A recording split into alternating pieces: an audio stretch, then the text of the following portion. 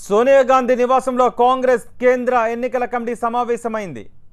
ఏపీలో 136 అసెంబ్లీ 13 లోక్సభ స్థానాలకు అభ్యర్థులను ఖరారు చేయనున్నారు.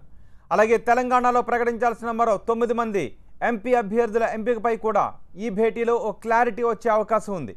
అటు ఒడిశా, కేరళలో కాంగ్రెస్ ఎంపీ అభ్యర్థులను కూడా ప్రకటించనున్నారు.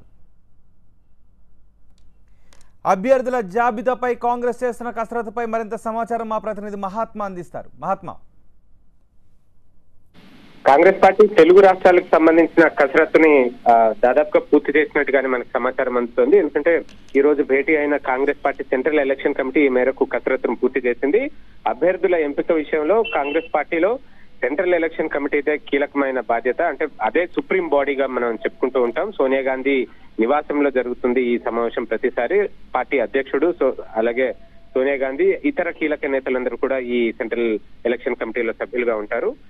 అంతకంటే ముందు స్క్రీనింగ్ కమిటీ కొంత వడపోసి ఆ వడపోసిన జాబితాని స్క్రీనింగ్ కమిటీ వీరికి అందజేస్తుంది. అందులో నుంచి ఎవరు సూటబుల్ క్యాండిడేట్ అనేది సెలెక్ట్ చేసే బాధ్యత సెంట్రల్ ఎలక్షన్ కమిటీ తీసుకుంటుంది. ఆ మేరకు కసరత్తును పూర్తి చేసి ఇక అనౌన్స్ చేయడం ఒకటే మిగిలింది. ఈ రోజు సాయంత్రంలోగా ఈ జాబితాను ఏఐసిసి కమ్యూనికేషన్ విభాగం విడుదల చేసే అవకాశం కనిపిస్తుంది. ఇందులో ఆంధ్రప్రదేశ్ కి సంబంధించి అసెంబ్లీ అభ్యర్థులు ఉంటారు.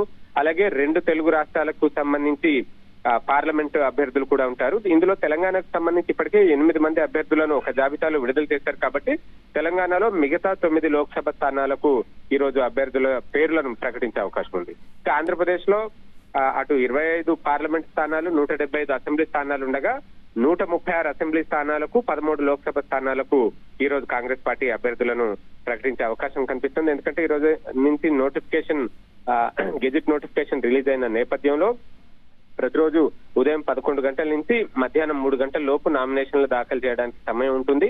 ఇక ఇవాల్టి నుంచి లెక్కేసుకుంటే మొత్తం 4 వర్కింగ్ డేస్ ఉన్నాయి. మధ్యలో హోలీ పర్వదినం సెలవు ఉంది. కాబట్టి ఈ లోపే అభ్యర్థుల పేర్లను ప్రకటించాల్సి ఉంటుంది. వారు నామినేషన్లు కూడా దాఖలు చేయాల్సి ఉంటుంది. కాబట్టి కాంగ్రెస్ పార్టీ ఈ మేరకు కసరత్తుని వేగవంతం చేసిందని చెప్పవచ్చు.